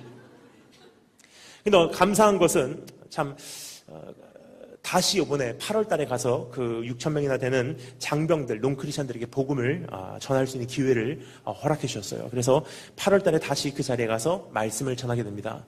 혹시 그때 말씀을 듣기를 원하시는 분들은 입대하시기 바랍니다. 근데 제가 제일 기억에 남는 군부대 집회가 하나 있습니다. 어디냐면요, 일산에 가면 있는 1군단이라는 곳이에요. 왜 기억에 남냐면요, 2군단도 아니고 3군단도 아니고 1군단이니까 제일 기억에 남고요, 또 또 한 가지 이유는 그 군부대 안에 있는 교회 이름이 굉장히 특이해요. 천하제일교회예요. 진짜로 저는 그 이름을 보면서 그 교회 간판을 사진을 찍었습니다. 근데 사실 그것보다도 더 기억에 남는 이유가 있습니다. 그 이유는요, 거기서의 어떤 만남이 있었기 때문입니다. 수요일에 저녁에 가서 제가 말씀을 전하는데, 말씀을 전하면서 이렇게 그들을 보니까 여러분 무슨 말씀을 전하겠습니까? 20세 초반인 정말 새파란 젊은 청년들이 다 모인 거예요. 근데 왜 1군단이냐면요, 그쪽으로 내려오면요, 가장 먼저 북한군과 맞서서 싸운 사람들이 그 친구들이에요. 언제 죽을지 모르는 사람들이에요. 그럼 무슨 말씀 전하겠습니까? 이제는 그들을 보는 하나님의 마음을 알고 나니까 진실된 말을 하게 되더라고요. 그래서 이렇게 전했습니다. 우리가 싸우는 전쟁은 언젠가는 끝이 있는 전쟁입니다. The Prince of Shalom, 평강의 왕께서 이 땅에 오시면 그날에는 전쟁이 끝날 것입니다. 하지만 그날까지는 나라와 민족을 위해, 그리고 하나님의 나라를 위해 우리가 싸워야 되는, 내 생명 버리며 싸워야 되는 의무가 우리 모두에게는 있습니다. 하지만 전쟁터에서 싸우다가 내 생명이 거두어가진다 할지라도 여러분 두려워 마십시오. 나는 공로 없으나 그 나라의 임금께서 그분의 공로로 나를 영원한 나라로 영접하실 것입니다. 그 말씀을 열심히 전했어요. 그리고 말씀 마친 다음에 제가 이렇게 얘기했습니다. 우리 주님 다시 오실 때까지 찬양 부르겠습니다 하고 찬양을 부르기 시작했어요. 주님 다시 오실 때까지 난 이 길을 가리라. 좁으면 좁은 길 난 십자가 지고 주의 영광 온 땅 덮을 때 난 일어나 노래하리. 막 부르는데 200명 정도 되는 그 장병들이 그냥 찬양을 불러요. 주님 다시 오실 때까지. 근데 거기서 한 가지 전 놀라운 게, 딱 한 분만, 다 20대 청년들인데요, 딱 한 분만 연세가 많으신 어르신이에요. 딱 한 분만, 다른 사람들 다 제복인데 딱 한 분만 양복 입고 계세요. 근데 그분이 찬양을 부르는 모습이 보통이 아니에요. 그냥 사람들 그냥 이렇게 부르는데 그분만 바닥을 치면서 우세요. 주님 다시 오실 때까지. 말씀 마쳤습니다. 그리고 이제 교회 입구에 가서 장병들하고 인사를 해요. 격려합니다. 사랑합니다. 축복합니다. 끝까지 승리하세요. 악수합니다. 초코파이 줍니다. 악수합니다. 초코파이 하나 주고 악수하고. 근데 갑자기 이렇게 하고 있는데 어떤 분이 오시더니 제 손을 꽉 잡으시는 거예요. 제가 깜짝 놀라서 딱 보니까 누구냐면 아까 그 어르신이세요. 그분이 하신 말씀이, 안녕하세요 목사님. 난 이 부대의 장군이요. 알고 보니까 3스타 장군이세요. 하신 말씀이, 우리 집에 가고 커피 한잔 합시다. 장군님 댁에 갔습니다. 사관학교 출신이다 보니 장군님의 임재 속에서 얼마나 두렵고 떨렸는지 덜덜덜 떨면서 그래도 용기를 내서 장군님께 조심히 여쭤봤어요. 장군님 한 가지만 여쭤보겠습니다. 아까 왜 이렇게 우셨어요? 그날 장군님께 저기 하셨던 말씀은요, 제 인생의 세계관을 바꿔놓으셨어요. 저는요 작년까지 자유툰 부대로 파견 나가 1년간 이라크 땅에 살고 있었습니다. 저는 제가 자던 사막 한가운데 있는 그 텐트에서 새벽마다 나와서 저는 그토록 제가 사랑하고 축복하고 사모하는 예루살렘 땅을 향해서 주님 다시 오실 때까지는 이 찬양을 새벽마다 부르면서 저는 울었어요. 그래서 그 말씀을 듣는데 가슴이 뭉클하더니 그분께서 무슨 말씀을 하시는지 이해가 되더라고요. 여러분, 그분 무슨 말씀하시는지 아십니까? 바로 이런 뜻이에요. 양심이 있으신 장군님들은요, 사실은 다 알고 계세요. 내가 내 생명 걸고서 이 전쟁터에서 싸우고 있고 20세 초반인 귀한 집 아들들, 새파란 젊은 청년들 용기를 줘갖고 생명 걸고서 전쟁터로 내보내고는 있지만 우리가 싸우는 이 전쟁은 100% 공의로운 전쟁만은 아니라는 것을 다 알고 계세요. 모든 정치가들 어떻습니까? 나를 뽑아주신다면 이러한 정책 펼치겠습니다. 약속합니다. 하지만 사실은 양심껏 다 알고 있어요. 이 정책이 100% 성공적으로 펼쳐진다 할지라도 거기는 부작용이 있을 것이고, 너무나 구석구석 깊이 사회 안에 뿌리 박은 이 부정부패는 다 해결하지 못한다는 것. 이 정책이 성공적으로 펼쳐진다 할지라도 끝까지 가난해서 헤어져 나오지 못한 사람들이 있을 것이며, 누구를 희생시키고 누구를 살려야 될지 다 계산 가운데 있다는 사실입니다. 모든 의사 선생님들은 어떻습니까? 내가 가지고 있는 모든 의학적인 지식을 총동원해봤자 고칠 수 없는 병이 고칠 수 있는 병보다 훨씬 많다는 거 다 알고 계세요. 모든 선교사님들도 사실은 다 알고 있어요. 아프리카 가고 아무리 우물을 파줘도요, 그 사람들의 근본적인 문제 해결하지 못한다는 거 다 알고 계세요. 아무리 캄보디아 가서 사람들에게 신발 신겨줘도요, 선교가 아니라는 사실 모든 선교사님들은 사실은 다 알고 있어요. 그럼 한 사람 한 사람 입술에서 결국은 터져 나오지 않으면 안 되는 한마디 양심적인 고백이 있으면 뭘까요? 이게 내 한계입니다. 도저히 못하겠습니다. 주 예수여 오시옵소서. 주님 안 오시면요, 여러분, 안 끝납니다. 여러분, 저는 지난 7년 동안 온 세계를 다니며 한 가지를 목격합니다. 지구상에 사는 85% 이상이 되는 사람들이요, 지금 우리의 상상을 초월하는 불의를 매일매일 경험하면서 살고 있다는 사실이에요. 예를 들어서 북한, 중동, 아프리카, 중국, 그 외에도 얼마나 많은 나라들이 있습니까? 특별히 한 가지 예를 들자면, 여러분 몇 년 전에 있었던 인도 오리사라는 곳에 있었던 핍박 기억하십니까?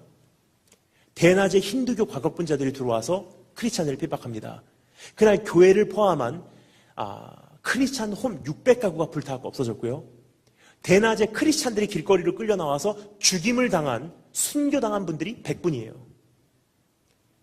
그 중에 한 가정은요, 힌두교 과격분자들이 들어와서 아빠, 오빠들은요 목을 쳐서 참수를 시키고요, 엄마, 언니들은요 집단 강간을 하고 목을 쳐서 참수를 시키고요, 그 중에 한 명은 14살짜리 여자예요. 그 14살짜리 여자아이를 집단 강간을 하고 몸에다가 휘발유를 붓고 불을 붙여버렸어요.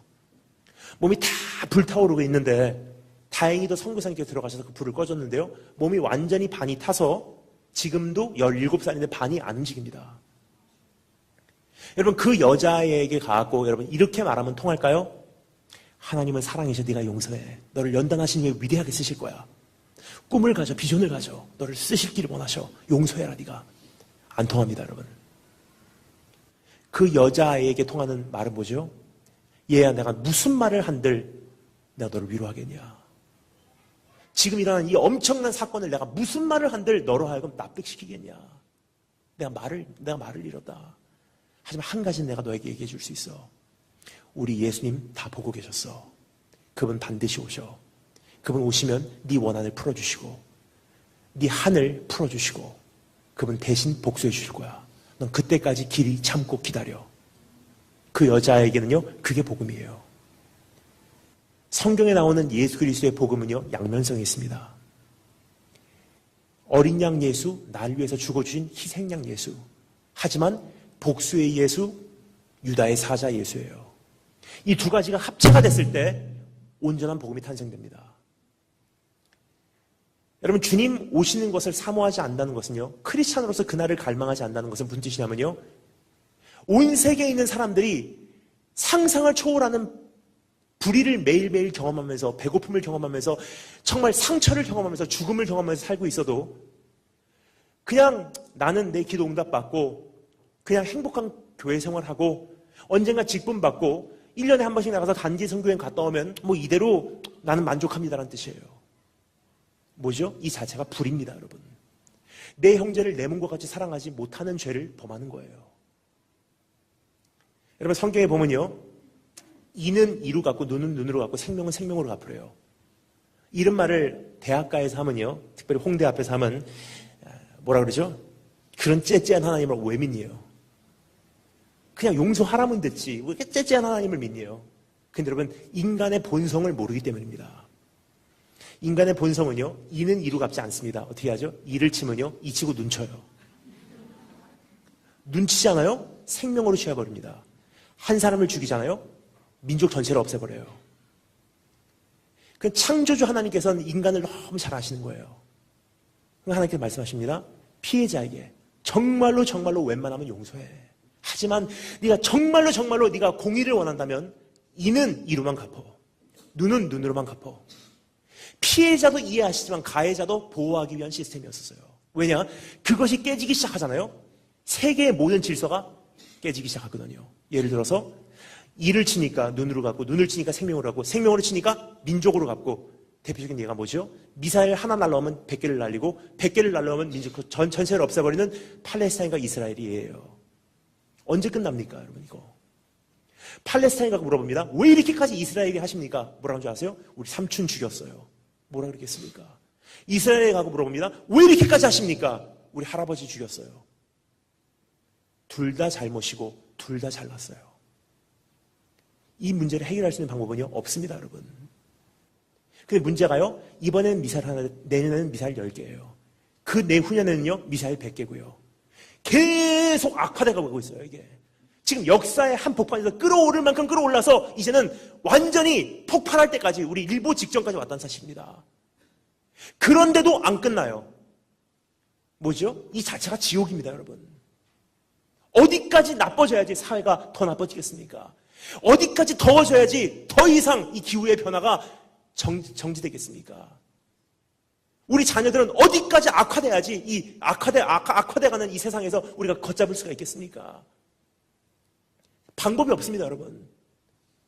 이것을 정말로 일찍부터 목격한 한 사람이 있습니다. 요한계시록에 나오는 요한이에요.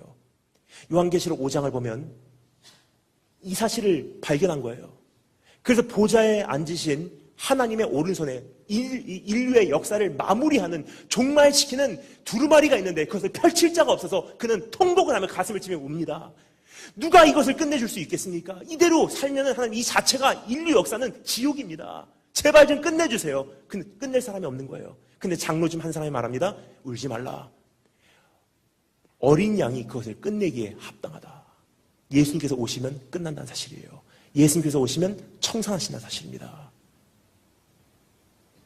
여러분, 오늘 그분을 사모하십니까? 그분을 사모하지 않는다는 것은요, 굉장히 얕은 현실을 회피하는 신앙생활이라는 사실을 기억하시고, 복음의 완성, 주님 다시 오시는 것, 선교의 완성, 주님 다시 오시는 것, 교회에 준비되어야 될 모습, 주님 다시 오시는 그분을 신랑으로 맞이할 수 있는 순결한 신부로 준비되는 거예요. 그럼 여러분, 그것을 위해서는요, 이제 우리가 어떻게 살아야 할까? 한 가지 조건이 있습니다. 따라서 감사했습니다. 땅끝까지 복음이 전파되어야 그제야 끝이 오리라. 정말 주님 다시 오심을 우리가 앞당겨야 하는데, 그럼 어떻게 그분을 우리가 사모하고 그분의 다시 오심을 앞당길 수 있을까? 한 가지 조건이에요. 땅까지 복음이 전파되어야 그제야 끝이 오리라. 근데 문제는요, 땅끝까지 복음이 전파되기보다는요, 지금 그것을 방해하는 사람들이 누구죠? 우리예요. 사실상 선교지에 나가서 저는 한 가지 충격적인 사실을 발견합니다. 진짜 복음을 땅끝까지 전파되는 것을 가로막고 있는 것은요, 공산주의도 아니고 이슬람도 아니더라고요.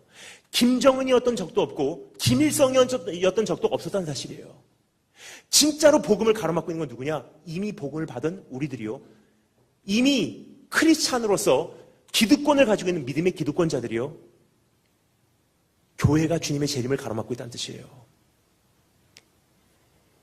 예를 들어서 여러분, 지금 우리가 정말로 주님 다시 오심을 위해서 땅까지 복음을 전파해야 되는데 내가 얼마나 지금 그것을 가로막고 있는지 한 가지 예를 들겠습니다. 지난 한 주간 지나면서 우리 서로와 교제하고 서로 믿는 사람들하고는 같이 이렇게 대화를 하면서 너무나 많은 시간을 보냈지만 단 한 명이라도 여러분 전도하신 적 있으십니까? 우리의 모든 관심이요, 우리 모든 기독교 자원이요, 내가 가지고 있는 모든 관심과 시간과 나의 모든 투자가, 나의 모든 하나님 나라의 이 재산이요, 누구를 위해서 쓰여지냐? 이미 구원받은 사람들을 위해서 쓰여지고 있어요. 어떻게 하면 더 나은 신앙생활, 더 좋은 교회, 근데 업그레이드하고, 더 먹고, 더 잘 살고, 더 업그레이드하고, 거기에 우리 모든 관심이 가 있다는 사실입니다. 근데 정말로 온 세계에 2%밖에 되지 않는 기독교 자원이 논크리스찬들을 위해서 사용되고 있어요. 목사가 정말로 주님을 정말 사랑하는 그 한 사람의 사역자가요, 신학교 가기 전까지는 한 사람의 영혼이라도 내가 어떻게 살려야 될까 고민하는 재생산하는 능력을 소유한 그러한 전도자예요. 근데 신학교를 가고 졸업할 때는요, 너무나 많은 경우 이미 구원받은 99마리의 양을 돌아보는 관리자로 졸업을 하더라고요. 그럼 하나님의 나라는 업그레이드 돼서 이루어지는 게 아니더라고요. 하나님의 나라는 어떻게 해요? 땅까지 복음이 전파되는 가장 낮은 눈높이로 더 많은 사람들에게 복음이 전파돼야지 주님 오신대요. 오늘 나의 관심과 나의 시간과 나의 모든 물질이 어디에 투자되고 있나? 조금 더 나은 신앙생활, 조금 더 고상한 신앙생활, 조금 더 나은 것을 여러분 추구하는 거기에 모든 것이 가 있다면요, 다시 한번 이제는 정리할 때입니다. 두 번째 단어 감사했습니다. 깨우는 종의 형용. 42절, 43절 말씀 제가 다시 한번 읽겠습니다. 주께서 이르시되 지혜 있고 진실한 청지기가 되어 주인에게 그 집 종들을 맡아 때를 따라 양식을 나눠줄 자가 누구냐? 주인이 이를 때 그 종이 그렇게 하는 것을 보면 그 종은 복이 있으리로다. 주님께서 무언가를 의도적으로 인식시켜 주기를 원하셨던 것 같습니다. 지혜롭고 진실한 청지기가 되니까 하나님의 마음을 알기 때문에, 주인의 마음을 알기 때문에 분별력이 생기기 때문에 때를 따라서 다른 종들에게 줘야 될 양식을 알고 있어요. 그럼 때를 따라서 다른 종들에게 때에 맞는 양식을 준 그 종이요, 주인이 돌아올 때 그 종이 복이 있대요. 아무 종이 아닙니다, 여러분. 때를 따라서 때에 맞는 양식을 다른 종들에게 준 그 종이 복이 있대요. 그러면 여러분, 때에 맞는 양식을 우리가 다른 종들에게 줘야 되는데, 때에 맞는 양식이라는 것은 무엇입니까? 여러분, 시대마다 맞는 메시지가 있는 것 같습니다. 그런데요, 예를 들어서 20년 전에만 해도요, 나 정말 불우한 가정에서 태어났습니다. 그런데 내가 하나님 열심히 믿다 보니 하나님께 나를 축복해 주셔서 지혜를 주셔서 나 서울대학 갔습니다. 그 말씀이, 그 간증이 통했던 시대가 있었어요. 하지만 지금은요, 안 통합니다. 무려 10년 전에만 해도요, 내가 정말 구원받고 나니 난 주님을 위해서 춤추는 사람들이 되었습니다. 그 간증이 통했던 시대가 있었어요. 하지만 지금은요, 조금 도전은 줘도요, 사람들을 근본적으로 거듭나게는 못한다는 사실이에요. 무려 7년, 5년 전만 해도요, The Passion of the Christ, 예수 그리스도의 고난 받으시는 그 동영상 보고서 사람들이 자극받아서 회개하며 돌아왔던 때도 있었어요. 하지만 지금은 달라요. 웬만큼 시각적인 자극을 너무나 많이 받았기 때문에 웬만한 것은 자극되지 않습니다, 이제는. 우리 청소년들 여러분 뭘로 살리겠습니까? 몇 년 전부터 저는 한 가지를 보게 됩니다. 그것은 무엇이냐면요, 제가 1년에 만나는 청소년, 청년 수가 약 10만 명 정도 됩니다. 그런데 몇 년 전부터 참 희한한 변화를 봅니다. 무려 5년, 7년 전만 해도요, 머리를 노랗게 물들이고, 죄송합니다. 뒤에 계시지만, 머리를 노랗게 물들이고 와서, 귀걸이하고 와서, 말씀 전하면요, 이렇게 하는 애들이 있었어요. 딱 말씀 마치면 그 아이들이 저를 찾아와요. 우리 갈래요. 여기 안 맞아요. 그런 아이들은 타일리면 돼요. 야, 제발 좀 있어줘. 나를 보고서 남자답게 좀 한번 끝까지 견뎌줘라. 그러면 한 번 더 있어 볼게요. 그래요. 앉혀놔요. 그럼 막 열심히 말씀을 전하면요, 그냥 잡니다. 그럼 자는 것도 귀해요. 안 가니까. 그럼 말씀 마치면 와서 아이스크림 하나 사주면서 참 조용히 해줘서 고맙다. 잘 견뎌줬어. 그러면 그 애들은 오히려 순수하기 때문에 굉장히 쑥스러워요. 그럼 다시 한 번만 더 조용히 있어줘. 그러면 이번에는 자다가도 가끔 눈을 들고서 이렇게 봐요. 그러다가 말씀을 전하는 순간, 어느 순간 브레이킹 포인트가 있습니다. 그 아이들이 깨지지 않아요? 많이 용서받은 자가 많이 사랑한다고 그 아이들이 밤새도록 기도하는 아이들이에요. 저는 솔직히 그 아이들의 모습이 그리워요, 요즘에는. 왜냐면요, 무려 5년 전부터는 그런 아이들을요, 대한민국 청소년 캠프에서 이제는 볼 수가 없습니다. 지금 어떤 애들인 줄 아세요? 우리들의 자녀들, 거의 이런 아이들이에요. 2,000명이나 모여도요, 거의 똑같습니다. 다 후드티 쓰고 오든지, 다 메이저리그 모자 쓰고 와요. 그리고 와서 어떻게 하죠? 반항하는 아이들도 거의 없어요. 거의 2,000명 모이면 2,000명이 완 패턴이에요. 다 이렇게 하고 있습니다.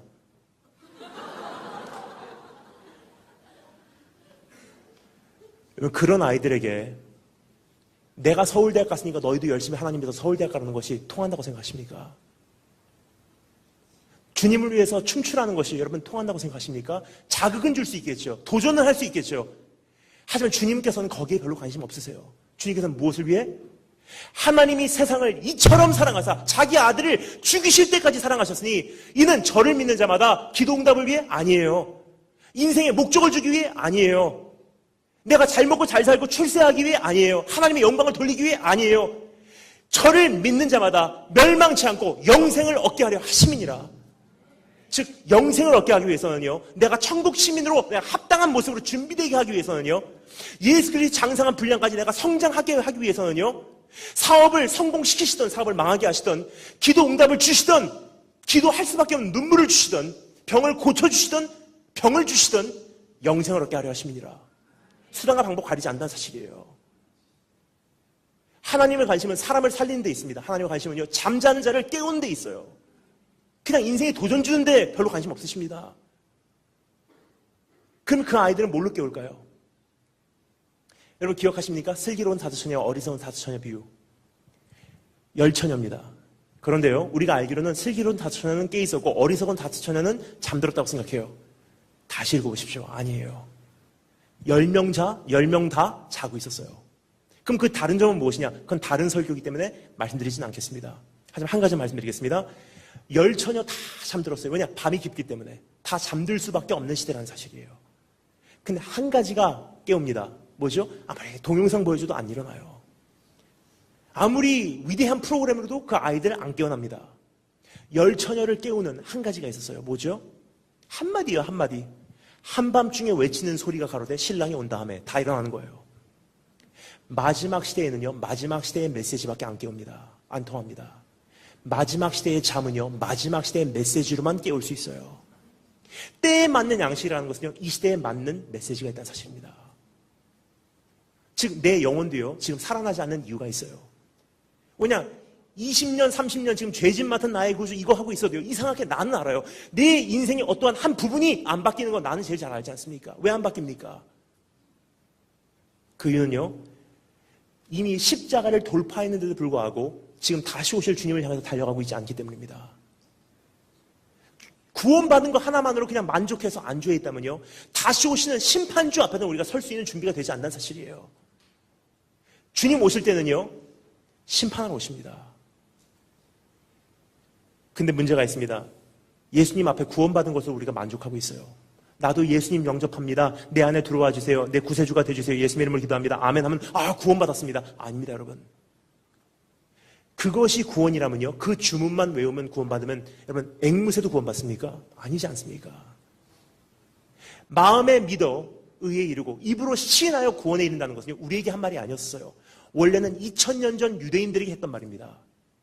2000년 전 정말 초대교회 핏방의 시대에 그 고백을 한다는 것은요, 무슨 뜻이냐면요, 유대인 한 사람이 그 핍박의 시대에 나도 예수 그리스도를 메시아로 인정합니다. 이 고백은요, 나 죽어도 괜찮습니다라는 뜻이에요.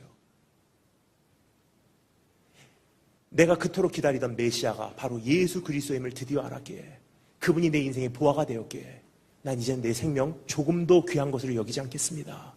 그분이 나의 구세주입니다. 그 순간 세상의 어떠한 두려움도 초월할 수 있는 구원이 거기서부터 시작돼요. 똑같은 마음으로 그분을 보아 삼는 그 고백이 그 기도 제목이라면, 그 기도라면요, 오늘 우리가 그 기도를 하면 구원을 받을 수 있어요. 하지만 문제는요, 주문으로 외우니까, 그리고 교회 와서 세례받고 구원받았습니다. 그런가? 거기다 직분까지 받고 사역까지 하기 시작하니까 어떻게 되죠? 10년, 20년 이렇게 살다 보니까 어느 날 주님 앞에까지 갑니다. 내가 너를 도무지 알지 못하노라. 여러분, 지금 부모님들 많이 오셨습니다. 우리 자녀들을 위해서 기도하시기 바랍니다. 다 구원받은 줄 알고 지금 살고 있어요. 근데 극히 소수만 결국 남습니다. 구원은 이미 맞습니다. 완성됐지만 not yet. 아직도 남은 구원이 있기 때문에 두려움과 떨림으로 그것을 완성하래요. 애굽에서 나오는 것은요, 1차밖에 되지 않는 사실입니다. 단번에 이루어지는 거예요. 내가 하는 것이 아니라 그분께서 2000년 전에 이루어진 역사예요. 근데 나와서부터가 더 큰 문제예요. 왜냐? 광야 40년 통과해야 돼요. 그리고 거기서 끝나지 않습니다. 요단강 건너가야 돼요. 거기서 끝나지 않습니다. 아모리 족속과 헷 족속과 가나안 족속을 다 쳐부수고 침노해서 결국 예루살렘 성에 입성하지 않으면요, 구원이 완성되지 않는 사실이에요.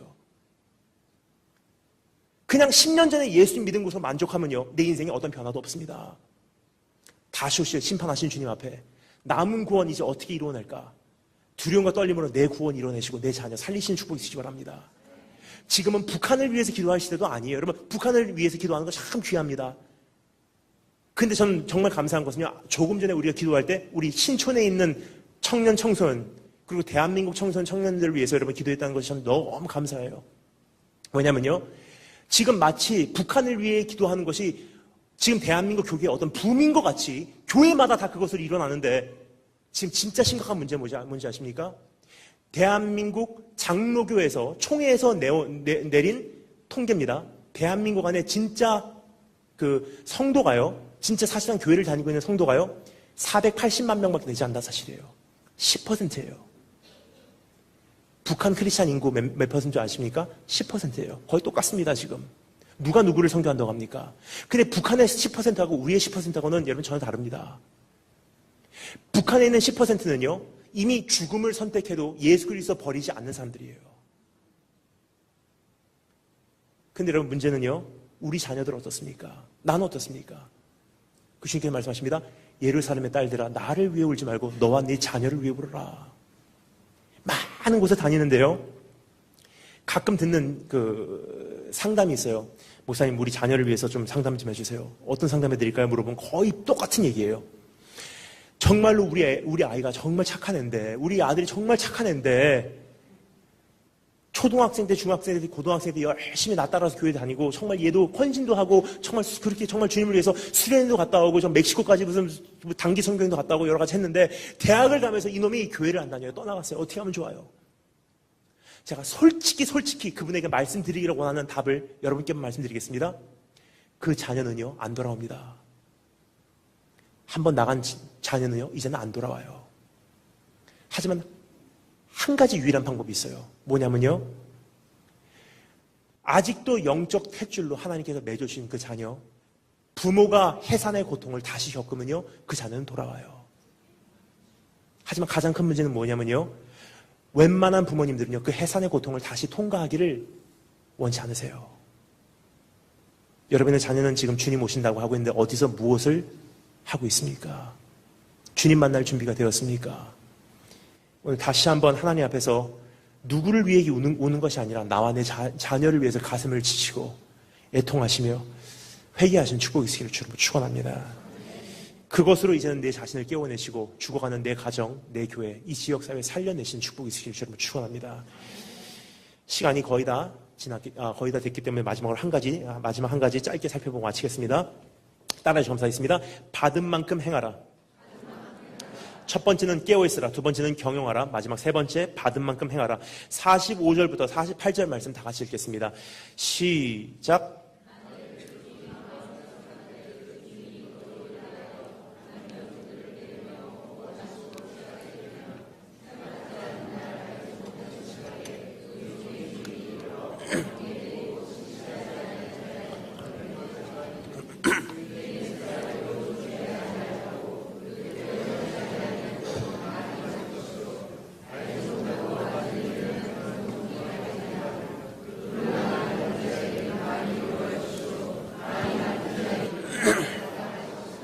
아멘. 첫 번째 깨어있으라, 두 번째 경영하라, 마지막 세 번째 받은 만큼 행하라. 세 번째는 상대적 기준입니다. 주님께서 나에게 맡기신 것이 크든 작든 주님께서 맡기신 양을 주님께서 요구하신다는 사실입니다. 청구하신다는 사실이에요. 많이 맡긴 자에게는 많은 것을 찾으시고 먼저 믿게 한 자에게는 먼저 심판이 임하신다는 사실입니다. 그래서 세상이 심판을 두려워하기보다 우리가 두려워해야 돼요. 왜 그렇습니까? 요한계시록 보잖아요. 요한계시록 1장은 서론입니다. 4장부터 22장은요. 세상을 어떻게 심판하시고 어떻게 회복시킬까 약속이에요. 놀라운 것은요. 세상의 심판이 있기 전에 요한계시록 2장 3장의 내용은 무엇입니까? 교회를 향한 심판입니다. 세상을 심판하시기 전에 교회를 심판하세요. 그럼 교회 안에서도 순번이 있다고 생각합니다. 이건 제 생각입니다. 교회 안에서도 분명히 목사, 선교사, 직분자들, 교사들을 먼저 심판하세요. 누구든지 가르치는 이가 되려고 하지 말아라. 왜냐? 이는 하나님께서 그를 더 엄격하게 심판하심이라. 그 다음에 누굴까 하는 생각을 할 때 아마 모태신앙자들이 아닌가 생각됩니다. 먼저 믿었기 때문에. 어떤 사람들은 정말 핍박받는 가정 속에서 정말 믿음시켰는데요. 모태신앙으로 태어났음에도 불구하고 그 이상을 못 살잖아요. 심판의 대상입니다. 또 한 가지 있어요. 그 다음에 누군가 생각했을 때 목사님, 선교사님들, 장로님, 권사님, 자녀들이에요. 심판의 대상입니다. 이것을 잘 누리면 엄청난 축복이지만 그것을 살아내지 못했을 때는 이것은 화입니다. 여러분, 사실상 그것은 우리 모두에게 해당되는 말이 아닌가 생각됩니다. 왜냐하면 우리가 너무나 많이 받았기 때문입니다. 저는 중국 쪽에 발을 두고 있다 보니 굉장히 많은 북한 분들을 이렇게 만나게 됩니다. 그 중에 한 형제 얘기를 짧게 드리겠습니다. 그 형제는요, 끝까지 예수님을 부인하지 않고 주님을 선택했기 때문에 결국은 죽임을 당했어요. 순교를 당했습니다. 어떻게 당했냐면요, 끝까지 주님을 부인하지 않는다 그래서 도로 위에다가 눕힙니다, 그 형제를. 그리고 북한 사람들이 그 아스팔트 포장하는 큰 롤러 자동차 있죠? 머리서부터 깔고 내려오면 직사를 해버리니까 발에서부터 깔고 올라갑니다. 10cm씩. 믿을래 안 믿을래? 믿을래 안 믿을래? 믿을래 안 믿을래? 10cm, 10cm, 10cm. 그것을 목격하고 결국은 탈북해온 그 어머니가 저를 만나서 물어보십니다. 목사님, 사람 배 터진 소리 들어보셨습니까? 여러분, 그러한 것은 그 형제뿐만이 아니라 지금 너무나 많이 일어나고 있는 지금 북한에서 일어나고 있는 사건이라는 사실입니다. 근데 여러분 더 충격적인 사실은요. 그들이 예수님을 어떻게 믿는 줄 아세요?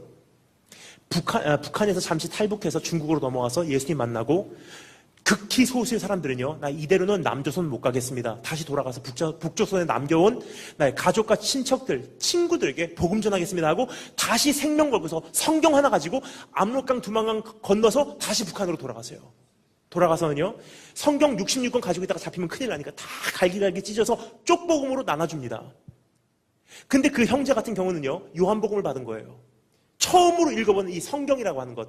읽다가 가슴속에 예수님을 경험합니다. 뜨겁게 예수님 경험하고요. 가슴을 치면서 주님 영접하고요.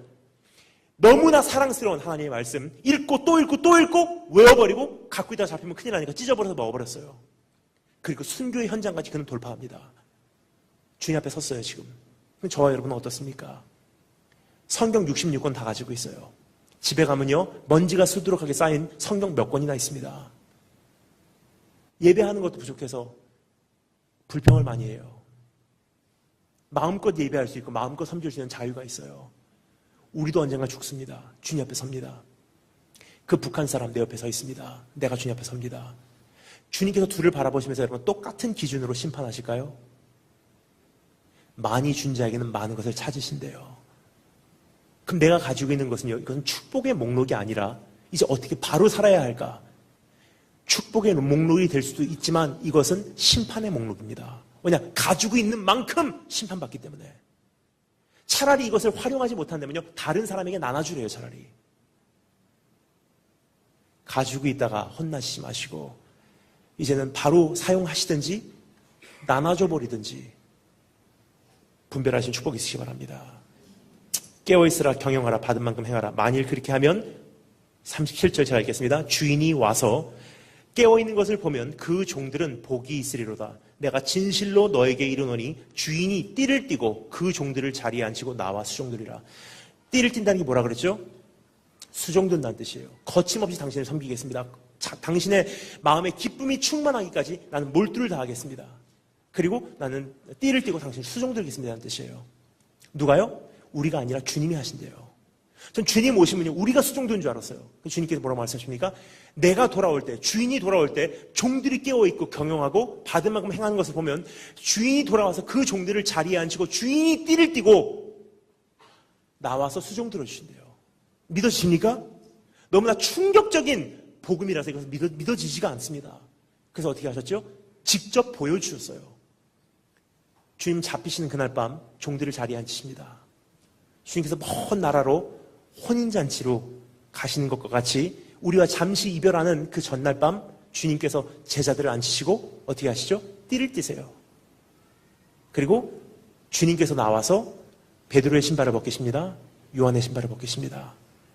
그러면서 주님께서 발을 씻기세요. 말씀은 하시지 않았지만 정말 주님께서 말씀하시기를 원하셨던 내용이 이것이 아닌가 생각돼요. 요한아, 내 가슴 소리 들었지?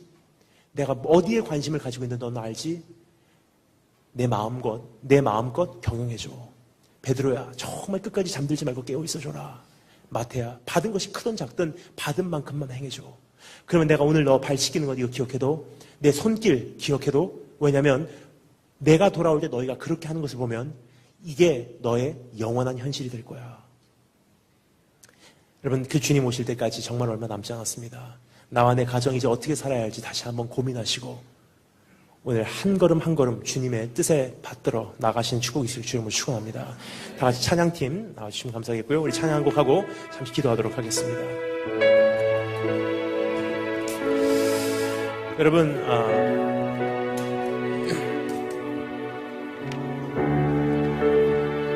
한 가지 우리가 이 마음에 품고 이 찬양을 부르면서 주님의 발 앞에 나오기를 원하는데요. 하나님, 이미 주님을 만났다고 하지만 여러분 다시 만나서 손해볼 건 없습니다. 사실 매일매일 만나야 돼요. 다시 만나고 또 다시 만나고 10년 전에 만났지만 지금 이 마지막 시대에 다시 찾아오시는 주님, 10년 전에 5년 전에 기름 부으심 경험했지만 마지막 시대에 새로운 기름 부으심. 그래서 여러분, 오늘 나와 내 가정 살 수 있는 유일한 방법이 있습니다. 다시 주님 만나면 끝나는 문제들이에요. 그래서 오늘 이렇게 찬양합니다. 하나님, 쉽게 만나지 마시고 정말 오늘부터 주님을 향한 그 갈망함이 오늘 이 철야 기도를 통해서, 이 심야 기도를 통해서 내 삶 속에 시작되는 거지. 여러분, 이 6주가 끝난다고 끝나는 거 아닙니다. 이제부터 시작이에요. 주님 만나주신 그날이 가장 완벽한 때니 1년 후 만나주시든 한 달 후 만나주시든 그 여정이 오늘부터 시작됩니다. 난 찾겠습니다. 목마른 사슴 시냇물을 찾아 헤매듯이 나도 주를 찾기 위해 갈망하려 했습니다. 우리 다 같이 그런 고백으로 이 찬양 드리도록 하겠습니다. 다 같이 찬양합니다. 여러분, 우리가 이제 합심하여 다 같이 기도할 때 이렇게 기도했으면 좋겠습니다. 주님, 나와 내 가정을 위해 먼저 기도합니다. 잘하려고 했지만 알고 보니 내 자녀 다 죽어 있습니다. 잘한다고 했지만 이 세대 다 죽어 있습니다. 하나님, 그래도 더 안타까운 것은 내 안에 이 아이들에게 먹여줄 양식이 없었음을 발견합니다. 하나님, 어떻게 하면 좋겠습니까? 다 죽게 생겼습니다. 그래서 하나님, 다시 한번 생명의 근원으로 돌아옵니다. 주님 만나 주시옵소서. 하나님, 이 시대는 더욱더 화려한 예배와 더욱더 화려한 어떤 고백을 요구하지만 나는 주님께 드릴 것이 나의 마음과 주님을 사모하는 그 갈망하는 그 마음밖에 없음을 다시 한번 아뢰입니다. 하나님, 그래서 오늘 다시 한번 부르짖습니다. 주님 만나 주시옵소서. 주님 만나지 않으면 안 될 것 같습니다. 하나님, 저 만나 주시고 다시 한번 더 뜨겁게 만나 주시고 다시 한번 제 가슴에 활 맞은 양심 살아나게 하시며 내 가정과 내 자녀 그리고 죽어가는 이 사회, 이 교회 다시 한번 세워낼 수 있는 능력을 내 안에 새로운 기름 부으심으로 허락하여 주시기를 소원합니다. 우리 주 한번 크게 외치고 기도할 때 주님 다시 한번 뜨겁게 내 삶 속에 강림하여 주시옵소서. 다 같이 기도하겠습니다. 주님, 이렇게 많이 받았건만 이제 주님 앞에 드릴 것이 없어 다시 한번 회개합니다. 하나님, 너무나 많은 것 맡겨주셨건만 하나님, 이제 내가 돌려드릴 것이 없는 것을 다시 한번 바라볼 때 내 가슴을 칩니다. 하나님, 이제 어떻게 살아야 되겠습니까? 많이 준 자에게는 많은 것을 요구하신 주님 앞에 이제 다시 한번 내가 깨어나기를 힘써오니 하나님, 이 6주 동안의 이 심야 기도회가 여기서 끝나지 않게 하시고 이제부터 새로운 여정이 시작됩니다. 하나님, 이제 이 시대와 다음 세대를 위해서 나의 주님을 향한 이 울부짖음은 끝나지 않을 것입니다. 새벽을 깨울 것이며 나는 밤이 깊어가면 깊어갈수록 주님을 향한 내 마음은 더욱더 밝아갈 것입니다. 하나님, 오늘 그 여정이 시작되는 것을 다시 한번 주님께 결단하오니 우리 주여 크게 외치고 기도할 때 하나님, 그렇게 많이 받은 것 이제 조금씩이나마 돌려드리며 살겠습니다. 주님의 뜻 분별하며 나아갈 수 있도록 이제는 이 가장 어두운 시대에 밤마다 나를 만나 주기를 소망합니다. 주여 한번 크게 외치고 다 같이 기도하도록 하겠습니다. 주여!